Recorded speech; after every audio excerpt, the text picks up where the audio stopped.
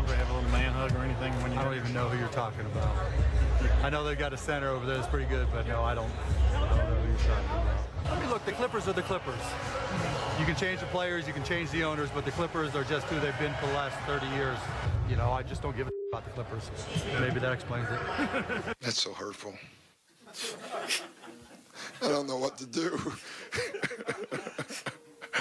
Hey, listen, we are the Clippers. That's my answer.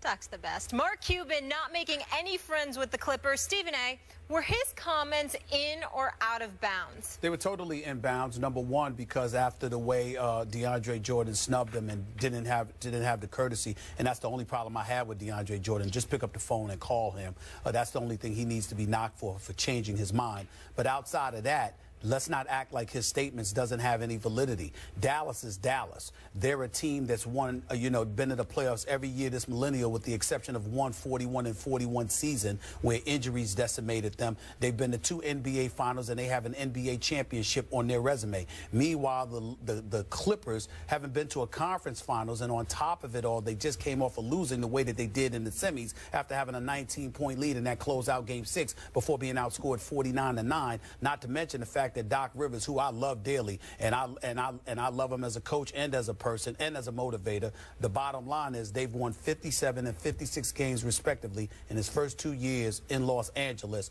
but they still haven't been to the conference finals. They've got the personnel to get beyond that, and on top of it all, they're still not anywhere near as popular as the Los Angeles Lakers. So Mark Cuban's actually right for the time being.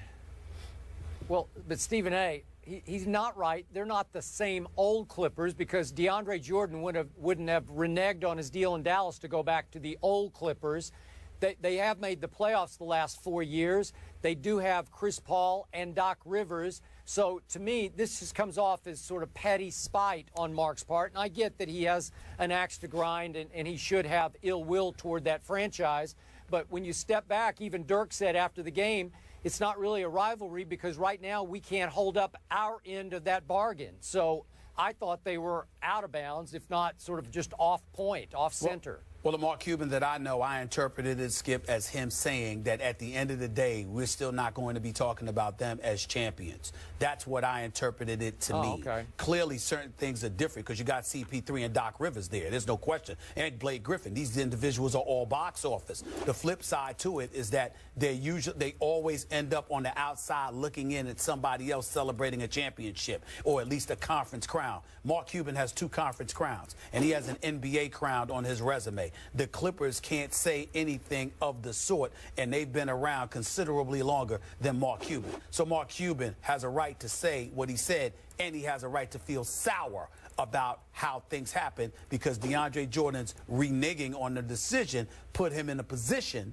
to, they had to go out and scurry to find something because he impeded their abilities in free agency. He has a right to say what he had to say, and Doc Rivers knows that. They just need to win in Los Angeles. The Clippers need to step up and get it done.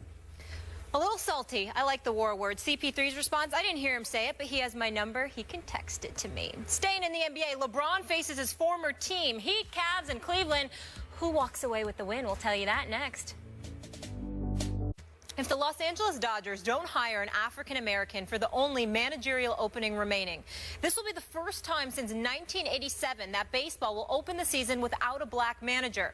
And in a game where some 40% of the players are foreign-born or minorities born in the USA, just one of the 30 dugout bosses, Atlanta Braves manager Freddie Gonzalez, is a minority. Stephen A., what do you make of this?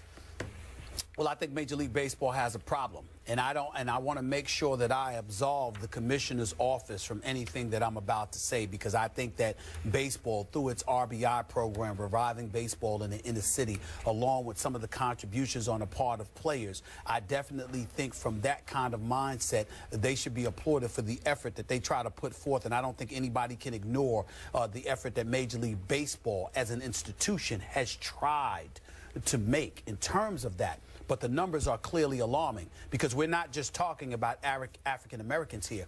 We're talking about minorities. We're talking about approximately 40% of Major League Baseball being made up from individuals from different ethnic backgrounds. But the people in positions of authority, the decision makers, the decision influencers, those individuals are caught up in sabermetrics and analytics, not just in the sport of basketball like people have been lamenting in the past, but clearly also in the sport of baseball. And that doesn't appear to involve African Americans or people from minority backgrounds. And that's a problem. And it needs to be addressed because the fact of the matter is when you don't have when Dusty Baker isn't called for an interview for this Los Angeles Dodgers job, that's just egregious. When we're talking about Bud Black or somebody else getting a Washington Nationals job, when Don Mattingly shows an inability to handle his pitching staff or personalities in today's game, but he agrees and reaches a mutual agreement to walk away from the Los Angeles Dodgers, and before he has an opportunity to pass gas, this dude is about to become the manager for the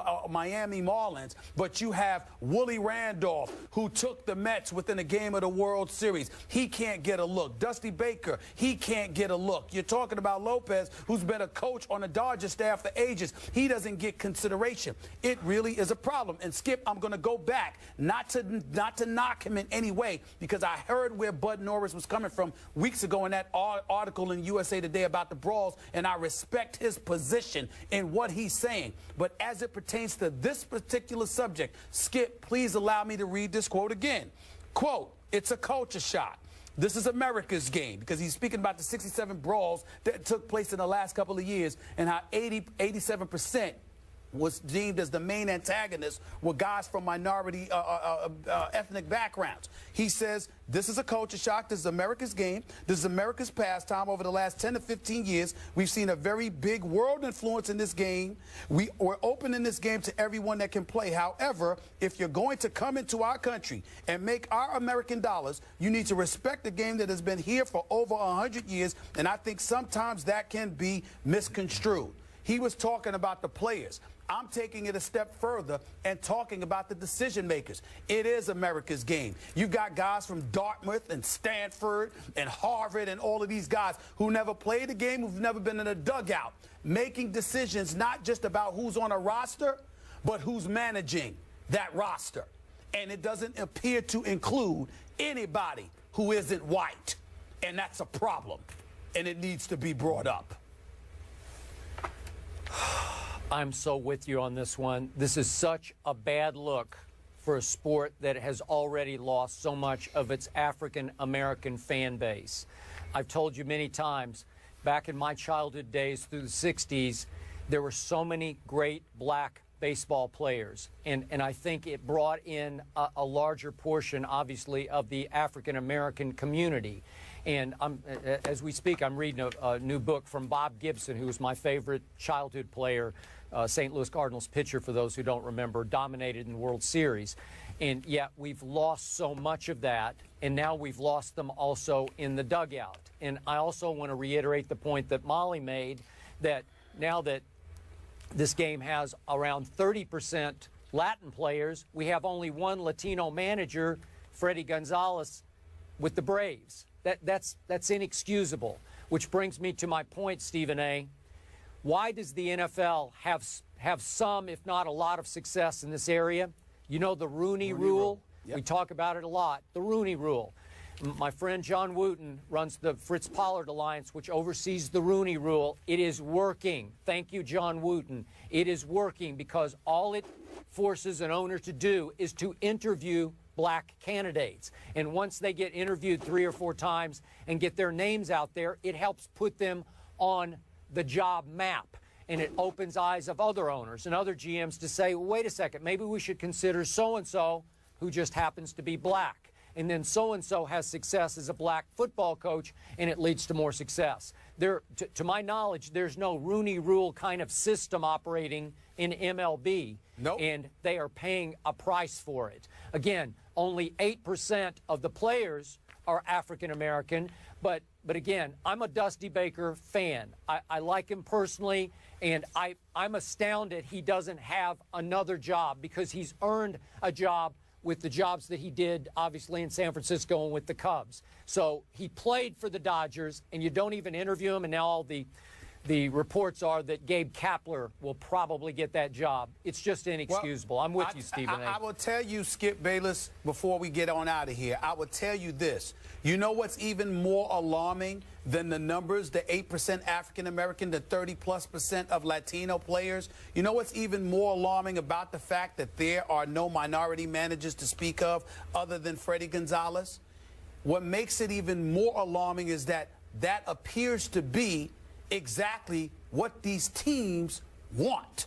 In other words, it's one thing to sit up there and to say it's a problem. It's another thing entirely when you have a league, not the commissioner's office, but when you have a league, by and large, collectively, that appears to have the thought process that says, we have no problem with the way that it is. It's our game. We want to make sure it stays our game. And this is a way to facilitate that it stays our game. Because as long as we're in control and we're the ones making the decision, it don't matter what you do as a player because we can always get rid of you. But we're going to make sure that we're the ones controlling the strings and making all the decisions. That's the real problem here. Major League Baseball, unlike any other sport, appears to be literally, in terms of decision makers, literally towards, like they got the mentality, this is how we'd like it to be. We want to protect America's national pastime. If we don't have an African-American audience, so what? If we don't have but so much of a Latino audience, so what? And by the way, the Latino audience ain't going anywhere because they love to play baseball, because considering the nations they come from and how impoverished it may be, they're always going to be interested in the sport because it's a moneymaker for them. So we ain't worried about them. We don't care about the African-American audience. And as a result, coming from Dartmouth and Stanford and Harvard and all of these other places, with our sabermetrics, our analytics, we can continue to ensure that the imagery of this sport appears to be exactly what we want it to be. That's what seems to be going on here. Seems to be going on. Baseball does have the CELIC rule, which requires them to consider minority candidates, and obviously, as the guys mentioned, the Rooney rule requires them to interview. So clearly, it's not enough. And what does that mean? I mean, what do they mean? You have to. How do we know they're considering it? That's what the issue is, and that's why MLB continues to lag behind the NFL and NBA in more ways than one. After what Mark Cuban said about the Clippers last night, Steve Ballmer and Cuban won't be kissing up and making up anytime soon.